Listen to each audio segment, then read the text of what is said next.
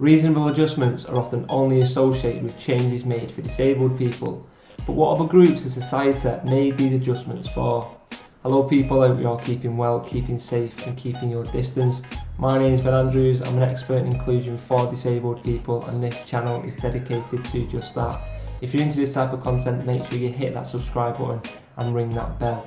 In this video we're going to be exploring how society can and has made adjustments for demographics other than disabled people, albeit with some resistance. So with that being said, let's get into it.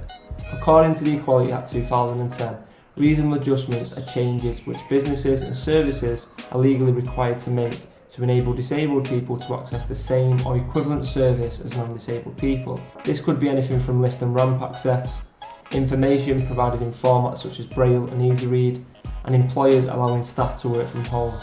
Despite a legal obligation, reasonable adjustments are often not enforced, meaning disabled people are excluded from many aspects of society, with basic needs often unmet.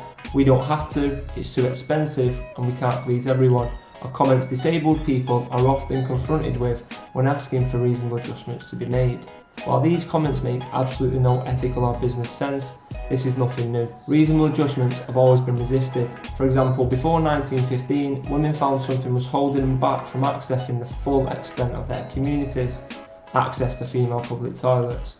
This was known as the Urinary Leash, in which women were only able to access their communities as long as their bladder would allow. As you can imagine, this massively limited women's ability to participate and contribute to society, and led to mass campaigns for the implementation of female public toilets.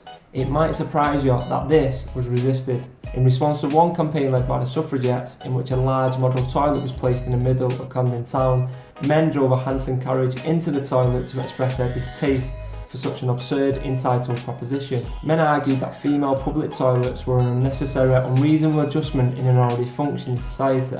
Campaigns continued, and as we know today, toilets for non-disabled women have become the standard. But this was the reasonable adjustment of its time. Back then, men argued that women were mentally and physically inferior compared to men, were unable to contribute effectively, and therefore there was no need for changes to be made. In exactly the same way, it is often seen as a disabled person's difference, whether actual or perceived, that is the limiting factor, not the lack of access. History has proven that we can make reasonable adjustments.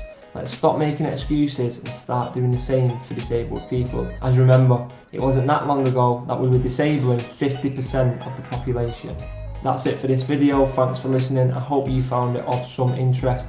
If so, please do like, share and comment below. I'd love to hear whether you've had any adjustments made or whether you've had any resisted and whether you can draw any parallels with other demographics.